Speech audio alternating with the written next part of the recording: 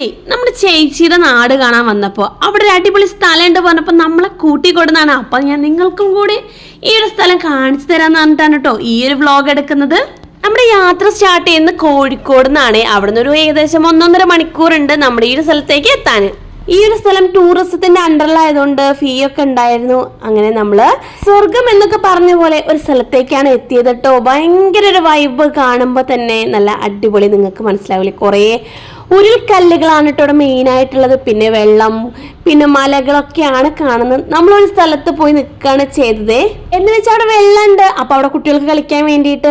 പിന്നെ കുറച്ച് ദൂരം നടന്നൊക്കെ പോവാൻ ഒരുപാട് സ്ഥലങ്ങൾ അവിടെ ഉണ്ട്. നല്ല രസമുണ്ടായിരുന്നു. അപ്പൊ അത് നമ്മുടെ ചേച്ചിമാരാണ്.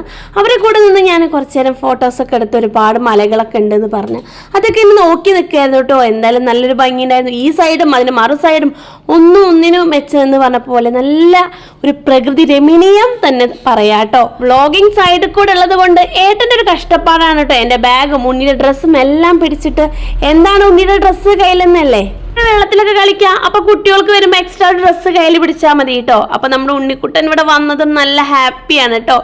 ഈ ഒരു ഉരുളങ്കല്ലൊക്കെ കണ്ടപ്പോൾ സത്യം പറഞ്ഞാൽ എനിക്ക് വീട്ടിലോട്ട് എടുത്തു കൊണ്ടുവരാനാണ് തോന്നിയത്. കാരണം അത്രയും മനോഹരമായിട്ടുള്ള കല്ലുകൾ കേട്ടോ. പിള്ളേരെ അങ്ങനെ വെള്ളത്തിലിറക്കി പിന്നെ അവരെ മെയ്യാൻ തന്നെ വിട്ടു എന്ന് പറയാം കേട്ടോ.